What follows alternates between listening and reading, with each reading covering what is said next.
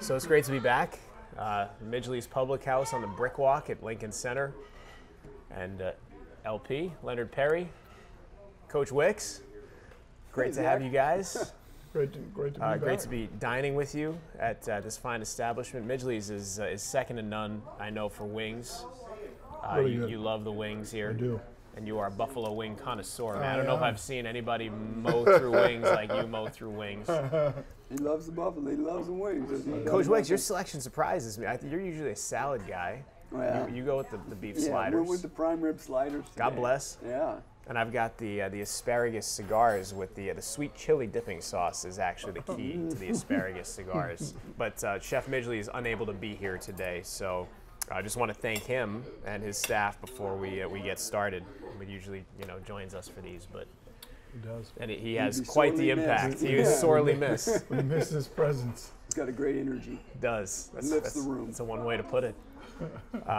How you guys doing? Now we're deep in the conference. It's amazing to think when we started doing these, it was like looking into the season ahead and the schedule had just come out, but now we're deep into it.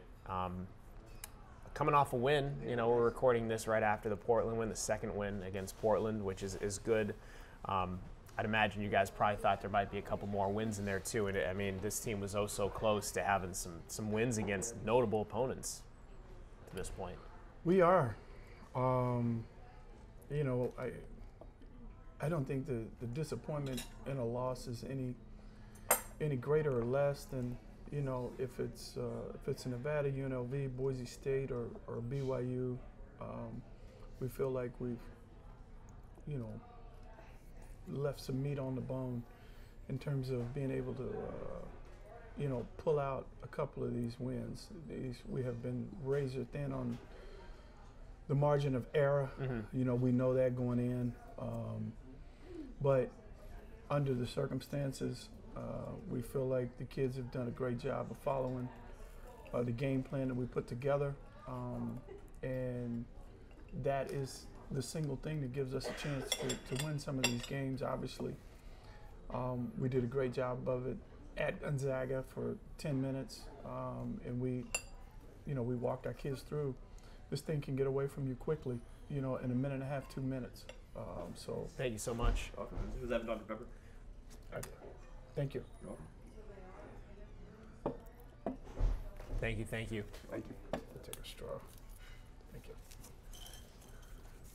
Yeah, the one that gets me, and the one that I keep replaying in my mind, is you think of what could have been different, and maybe it was just a residual effect of the loss, was BYU, because that was a 3-point loss, 90-87, and I thought you guys played a great game, but you lose, you come up on the losing end, and then you got to go to San Diego, and it's kind of, I thought, a lag, a little bit of a hangover effect. But I go back to that BYU game, and boy, if that game's a win, I just feel like a couple of dominoes would have fallen a little better for you guys. I think as a staff, we talk about it a lot, and our margin for error is very slim. I think someone tweeted out or put out in an article that, we average like 72.2 points and we give up 72.9. Mm-hmm. So we've been in a lot of tight games, and sometimes the ball doesn't bounce your way, and it's not just.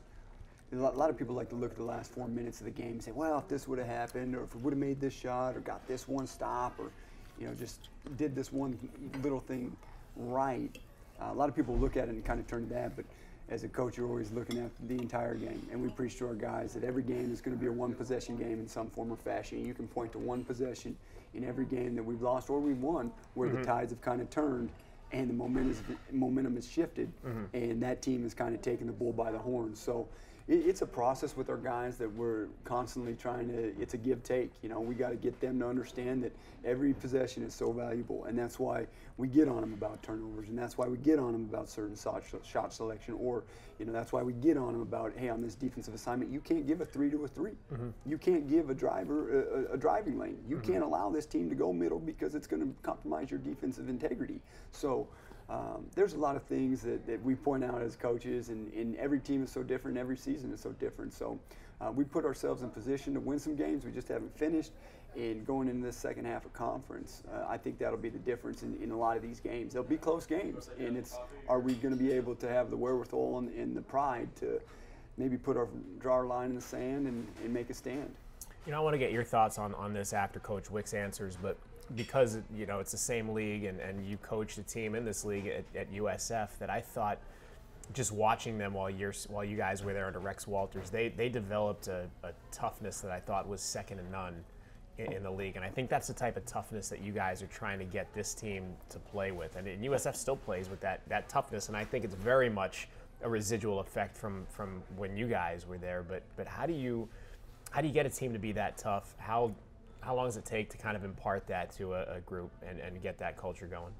I think every team takes on a different identity. You guys weren't always like that at USF, right? If I recall, I mean, you had to work at it and grind away at it. Well, I think each team, you want your players to be a reflection of your head coach, and like we've talked about before, Coach Stoudemire is a fighter, is a tough sucker. He had to, you know, he fought for everything he got, and he worked for everything he got, and I think he put together a staff that is very much in the same mindset of him. Like, we want tough guys that are going to come to battle and work their tails off every day. And I don't think everyone is inherently tough, and you got to develop some of that. And some of it comes with culture, and some of it comes with carryover, and some of it I think just comes with freshmen becoming sophomores, juniors, and juniors, seniors.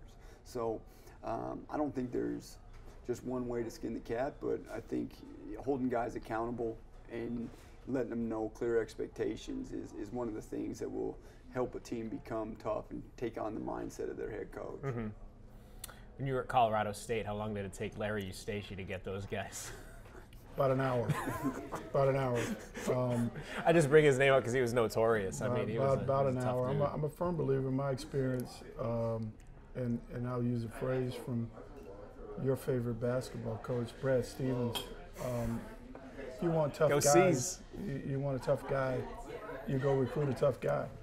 You want a guy that can shoot, you go recruit a guy that can shoot. You want a guy that can rebound, you go recruit a guy that can rebound. And we've been limited in those areas, and that's hard. That's been really hard.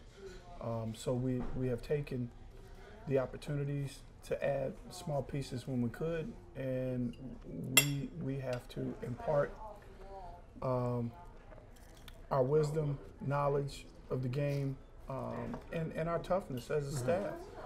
I don't think we have a guy on our staff that doesn't resonate with toughness. Right. No one's been handed anything on our staff, so all we know is to grind. And you know, some of the kids we have to learn this trait, which means it's repetitive coaching daily of the same things until you understand that this gives you your best chance to win a basketball game.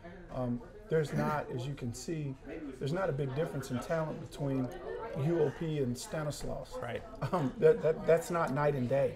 That's more 3 o'clock and 5 o'clock in the evening in terms of talent. So the thing that's going to separate us right now in this moment is going to be our ability to execute coach's plan for 40 minutes, the ability to out-rebound our opponents, which is mental toughness, because that's something you can bring every day, and the ability to defend the basket and get loose balls. Those are things you can control. You can't control if you're going to make a layup, if you're going to, nail a corner three with a minute to go to take the lead or tie the game. You can't control that. But you can't control how you get back offensively. The ability to stay in between your man and the basket, rotate, and protect the paint. You know, you can use whatever metaphor you want. You know, the night is darkest before the dawn or whatever. But I thought maybe the lowest point so far was that 20-2 run given up to Santa Clara to end that game. Obviously, you guys had a double-digit lead in the second half, and you let it slip away. And then you got a week to kind of stew on that. And that's after the USF loss by a point. But you come back, you beat Portland, and you have a chance now to maybe run off a couple. You got LMU, you got Pepperdine. Not easy by any means, but, you know, not Gonzaga. How did you process what happened against Santa Clara, and how do you kind of get over that hurdle and now focus on, hey, we got a chance to really rebound and swing it in the right direction? You know, I disagree with you in this point of view, Zach. I think San Francisco was more disappointing. You're in control of that game. You don't throw the ball away. You don't give up an and one with less than a minute to go, still up. Those are mental errors that are so tough for a program to overcome, and that's a team that in our league that we've never beaten. So that one probably hurt more than Santa Clara. Santa Clara, they made a run. We didn't answer. They continued with the run. I thought it turned into a fist fight. And at some point, we kind of brought our napkins out, and that was disappointing. I think that part was most disappointing. They had guys that continuously made plays. They made tough shots. They were in a floppy action. They made a tough three in the left corner. I think it was Edie. And they never looked back. And we seemed to freeze at that particular moment. That was disappointing, but after a week of reflecting and tough practices and film sessions, our kids responded. I think our kids were disappointed. And we knew we were going to catch Portland's best on that game because we're not the only team searching for a win. They're had us circled as well. So we knew that was going to be a tough game, and our kids responded. Yeah, I think that, back to your point on toughness and whatnot, toughness is a lot of things. Like some people just think of like physical toughness, but the toughness is being in the right spot defensively. Toughness is getting a loose ball. Toughness is having the belief and the pride in your own work that you can knock down a shot when your team needs you. You can make the right play. Toughness is making the right play over and over and over again in order to put your team in position to be successful. And I thought we didn't show great toughness down the stretch in some of these games. So part of it's some of it's on the players, some of it's on us as a staff to be better in teaching them in those moments and getting them accustomed to that. And some of it's, players got to go out there and make plays at the end of the day too. Every game, whether it's a win or a loss, you'll learn something from it. And I spoke with one of our players today and said, hey, there's times as a coach when we lose a game and we did everything possible to win that game. Our guys played really well. And you just lost. The ball didn't bounce your way, and you're extremely proud of your guys. And then there's times when you win games, and you're like, we know we didn't play our best and we weren't as locked in as we should have been. You still got the win, but that doesn't excuse the fact that you didn't. There's standards in this game, and as a coach, you expect greatness out of everyone that you coach, and whether they're a role player and their job is to come in and defend and be tough and bring energy, they better star in that role. Whether they're one of our walk-ons, Jade or Andre, they better be the best darn freaking celebrators and cheerleaders on that bench because that's their role right now. And if they get in, God bless them, they go in there and play their tails off. But you have to be a superstar in your role, and that's part of being tough, and that's part of being a great teammate, and that's part of having a great program. So our guys are slowly and steadily learning that, and we're teaching them that. We went from a team that. We were an older team last year. We didn't have a lot of bodies, but we were an older team. To this year, we're playing 2 true freshmen, a sophomore is the first time Division I basketball player. There's a lot of younger guys that don't have a lot of experience, so those guys have to learn that. And the quicker they learn that, the better we'll become. And it's always a process. Some guys stick on it earlier than others. That's just the bottom line. I think it's funny you mentioned that because you go back to last year and this team was so close to beating USF in Vegas. I don't have to remind you guys. I mean, you're down to, 6, 7 healthy bodies and it's a 1-point game in overtime. But I think because of that, a lot of people expected this to be a more seasoned team this year. But this team actually kind of did get younger and hit the reset button a little bit with the new guys being brought in. So I can imagine it's in contrast to what some people might have thought, it's kind of a reset type of year where you're bringing in new guys and trying to get them acclimated. Very difficult. There's a guy like Miles Reynolds, and it's funny that I feel like coach has done such a good job with the program that people have forgotten where we were when we took this over and the restrictions that we're currently under. That seems to be, and I know our staff is the most competitive. We're the most competitive people in the world. So we don't, look at our disadvantages often, but every now and then they force us back to the board. Like, you only have 10 scholarships. You only have 10. You're starting to walk on. And you won 10 games in non-conference in your third year. You've gone to UNLV, caught them on the best night they've had all year. You played the number 5 team in the country at the time at Nevada. You've played the former number 1 team in America at Gonzaga. BYU's playing tremendous right now. San Francisco's an easy top 30 team in the country. And there are people who do expect us to win these games with 30% less of what the opposition is working with. I mean, they really expect us to win these games. The ultimate compliment of what we've done is Dave Rose at BYU and Kyle Smith at San Francisco, the way them and their team celebrate on our home court when they get out of there with a win. They're relieved. Herb Sendek, we haven't seen a coach yet that's coming here and that team not celebrate like they beat Gonzaga at Gonzaga. That says something about what Coach Stoudemire has done with this program. Like guys are begging to get out of here with a win. And that's prior to Coach Stoudemire being on a level playing field. I think that's pretty impressive. Where are you guys right now with the sanctions? I think a lot of people are kind of wanting it to be put in layman's terms. And when can you look past it, and when will you be whole again from those? Well, I think at the end of this year we'll have all of our scholarships back, all of our recruiting days, all of our official visits. I mean, there's times when you only have 5 official visits and you got to sign 6 guys because you got scholarships back from the previous year, and you have guys leaving, graduating and leaving. So, you know, you're in a tough position where you got to go 5 for 5 on visits and different things like that. But now we'll have all the visits back. We'll have mostly all the sanctions will be gone after this year. And the biggest thing is just getting the scholarships, so you'll have bodies. You know, you don't have to manipulate practice if a guy is hurt, which, you know, there's 3 or 4 guys on your team that's hurt right now. You only got about 8 guys to practice. You're playing 4 on 4.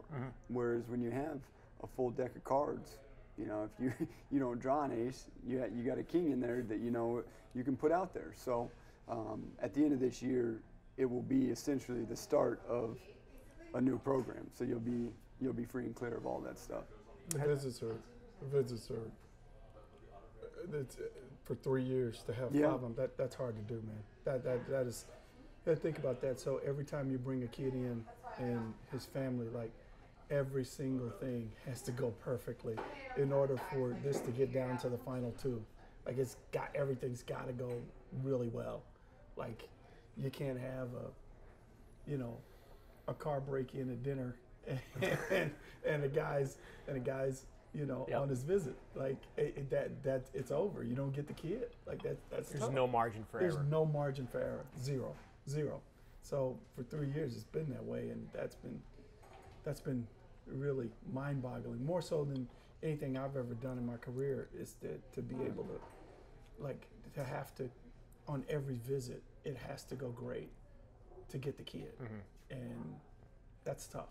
Has it made you guys sharper in a way? I mean, I know you would rather have not had that, but I mean, has it kind of heightened your ability to evaluate and to execute on these visits? And, you know, well, it has now. I think it has to. I mean, you have to do, you know, so much of the process is, you know, you identify the kid, then you develop the relationship with the kid, and then, you know, and then you're like, if you're lucky enough to get a visit, you know that this kid's probably going on 2 or 3 other visits, and it's like, okay, well, if this kid goes on this visit, you're kind of thinking in your head, like, where do you want to stage yourself in position of those visits, knowing that you only have 5, and if you don't get those guys, and you have to go to the next guy, well, are they going to be able to pay their own way? Are they going to fly are they and their family going to fly to Sacramento and rent a car and drive down to Stockton to do an unofficial visit and do a hotel? Like, it's it's a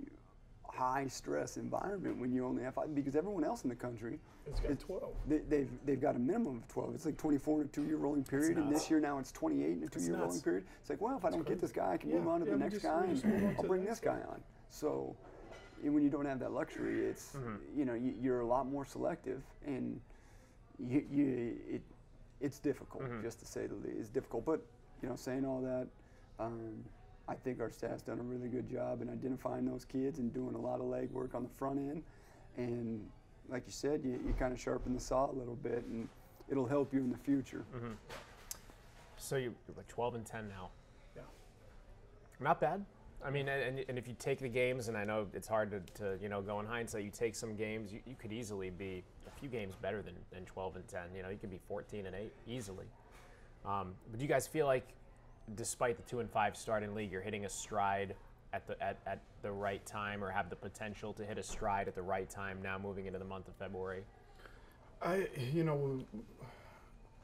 always been able to quantify the season in different chunks, and heading into the last part of it, we'd like to be playing our best basketball towards the end of the year. Mm-hmm. We've not hit our stride where we have played tremendously for 40 minutes, our entire roster. Ajari's down and out. Kai Cabellas is out. Amari's out. So essentially, we're in the exact same spot we were a year ago. Mm-hmm. We're down to like seven guys, including a walk-on, 8 guys. So with that being said, we still have room to be really good defensively. We have not hit that stride yet. We have in spurts, and sometimes they've been long spurts, and we play very well in those games. I think we're a dangerous team. I think we're a team that nobody's going to want to play in the tournament from the top all the way down. I think we can beat anybody on a given night. We just have to get it on the floor, and we got to be able to do it for 40 minutes. We'll keep tinkering as a staff, turning over every rock we can to figure out what gives us our best chance to win this particular game, and put our kids in position to win this game like we've done. And I think our kids are excited about this last half of league. I think this is the most exciting time of the year. I know the Super Bowl's going on, but people know the NCAA tournament's coming up, and it is the greatest time of any sporting event of the year, in disagreement with your idol, Steve. And he says Game 7 is the best time. No, the NCAA tournament is the best time of the year. So Brad Stevens, just to smidge it off there. You go tournament over Game 7 of the NBA Finals? I go NCAA tournament Absolutely. over Game 7. Yeah, I go NCAA. This is the greatest. Hey. I've played in it. Yes. I've coached in it. I've been 4 minutes away from the Final Four. I've won the Big 12 tournament championship. It is the greatest. My wife says it's the greatest thing she's ever experienced in her life. And she's been in the NBA, and I said, really? You got a chance to see LeBron James? Nope, the NCAA tournament by far. There's a reason. No, hold on, let me cut you off here. Yeah, There's please. a reason why workplace productivity is at its lowest during the NCAA You got the boss tournament. There is a reason why the economy goes like this during March Madness. Time of the year. It is a lot of fun. You know what? I've been lucky enough to call a game in the tournament, so I hope one day to do it again. But it was a fun time. It was 2013. Who'd you have? Miami. It was the Shane Larkin team. Yeah. Kenny Kaji was on that team. You guys won us. you guys Oh, won yeah, the Yeah, Big right. West. we won the Big Pacific West. It was the won the Big last West, year of the Big West. That's right. And Coach Thomason got right. to go out on top, and it was really cool. It was really cool. That was a tough team. Let me say this before we part our ways, Zach. We have dreams here, starting with our head coach. We have dreams about this program. We dream about beating Gonzaga. We dream about beating BYU, St. Mary's, all in the same year, San Francisco. We dream about winning a postseason tournament. Sure, there are highs and lows, and there are areas, that we'd like to be better right now, but they aren't. But it doesn't stop our dream. Like, we literally, Coach Stoudemire goes to bed, no matter who we're playing, and when he wakes up, he believes that we are going to win the game every single night. Every night, no matter, at Gonzaga at home, at St. Mary's, at BYU at home. His thought every single game, Santa Clara, Coach, we can win this game. Mm-hmm. Coach, we can win this game. I'm telling you, if we do A, B, and C, we can win this game. And that is the fun part about what we do, and how we put game plans together and how we get our kids to work together. We get down. It's a long season. We lose games sometimes that we feel like we should win. We don't get things done in games that we feel like we could get a lot more done in. But at the end of the day, We enjoy living here in Stockton. We enjoy coming to work. We love working with each other. We love putting the pieces together, even in limited factions with what we inherited. We have enjoyed some of the mistakes that we've made, maybe in recruiting, maybe having 5 visits. And you're right, it does sharpen our tool belt, but we've enjoyed this. I mean, this is the hardest thing I've ever done in this profession, and I've enjoyed every minute of it working with Coach Stoudemire, Luke, and JD. That's made it that much more rewarding. And if there's a way that we can get this program above 500 this year, if there's any way we can do it, it will be the single greatest accomplishment I've ever had. And our fans have been great. You got to feel the same way, right? Yeah, I think that, as a coach, every game you go into and every season you go into, you have projections, you have feelings, and it's our job as the head of the snake to put them in positions to be successful, and it's their job to go out there and execute those things. And it's growing. It's growing from where it was to where it is now. I think it's growing, and we all have aspirations of getting this thing back to maybe a top 25, but there's steps. It doesn't happen overnight. Yeah. There's a process to all this. There's an absolute process to all this. And it does take a little bit of time. I wish there was, what is the old commercials, the Staples easy button? Yeah. Wish we could hit the old easy button and happen, but that's just not the way it works in this day and age. So it's a process, and we've put our hard hats on and strapped on our tool belts every day, and we're going to continue to do that because that's what we're made of and that's what we do. And that's the mindset that's the Stockton mentality, essentially. That's the San Joaquin Valley right there. It's a toughness mindset. So we really appreciate all the support we've had, and we've kind of taken on the whole Valley mindset of we got to get tougher, we got to be better every day, and no matter what happens, if we have a torrential downpour or if the crops freeze, man, we can't say why me. We got to say what now, and we got to find a way to make it better. You know what wasn't tough for me? Pretending I was Coach Wicks at the Marriott in Portland. Yeah. Did you hear about this? Yeah. I didn't hear about that. I'm a little ashamed. Yeah, I'm a little ashamed that they mistake. I see the semblance here. Yeah. So the CP and I, Chris Pond, took a walk before we were going to get ready to go on the bus to go to the game, and I wanted a coffee, like my usual, and the Starbucks across the street ended up being closed. So I'm like, well, now I'm going to have to go to the Marriott. I'm going to have to buy a coffee. And I was like, unless I can convince them I'm Luke Wicks and I can get the M Club Lounge pass. So, CP's like, you got to do it. So I go to the front desk. I was like, yeah, I'm Luke Wicks, and I'm with the basketball team, and I forgot my ID in my M Club Lounge, and I got to get in there. And she was like, oh, no problem. She was like, can I just have your email address? And I was like, L Wicks at Pacific, and she gave me the right one. She's like, LS Wicks. I was like, yeah. She was like, okay, and she was like, can you just tell me the last Marriott you stayed at? Now I'm like, oh God, I'm on the spot. I was like, yeah, it was San Diego, yeah. She's like, okay. She was like, okay, hold on one second. She gives me the key. She was like, by the way, the last Marriott you stayed at was at Fresno. You must have been out recruiting. I was like, oh, that's right. Fresno. And I got the M Club Lounge. I got in there. That's a game changer, man. I got the coffee, the banana chips, and the pieces of chocolate. And the greatest thing is he could have just simply called me and asked, hey, because I've asked him, do you want a coffee? And he's like, no, I got your pass. The last thing I want to do, you get ready to leave. It's like, I need a coffee. Can I come get your key? But it's a game changer. So thank you for allowing me to put restrictions on this. Now I'm gonna have to get Security's different really questions. Really secret loose. questions. You'll carry a picture of Luke around. Yeah, it doesn't look like Same me. guy. I dyed my hair. So just to wrap it up, going forward, I'm excited. I know it's been a tough start to the month of January, but you got at Gonzaga behind you, got a couple of tough games under your belt. You go into these games now where this is the middle of the pack that everybody was talking about in the league. It's Pacific, it's LMU, it's Pepperdine, it's San Diego. It's really deep in there, and you get to go into this thicket now and compete with these teams. You got LMU coming up in a couple of days and Pepperdine, but I'm really optimistic just given the fact that you guys are 12-10 at this point. And again, I think that culture is going to continue to grow. We're excited. These are going to be dogfights. Our league is the 8th best league in America. We deserve 2 teams to get to the NCAA tournament this year. I don't think there's a question. maybe even possibly 3, but 2 for sure. And these are going to be dogfights. Like, you know, Marymount is beating Georgetown. They're on their way to a 20-win season. Pepperdine just beat St. Mary's at home.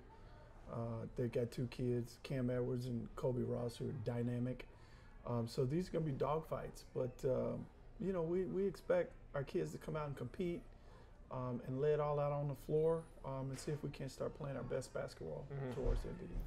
You know, I told our guys before the Santa Clara game, if you win that game, you're tied for 5th place. And it's the same thing going in right now. If you win 2 games in a week, you'll jump right back up the standings and you'll be essentially tied for 6th place. So there's a lot of basketball left in this season, and we feel like we can still make a run at this thing. Amen. My man. Thanks guys. Zach. Chef Midgley. Appreciate it. Thanks, man. We missed you today.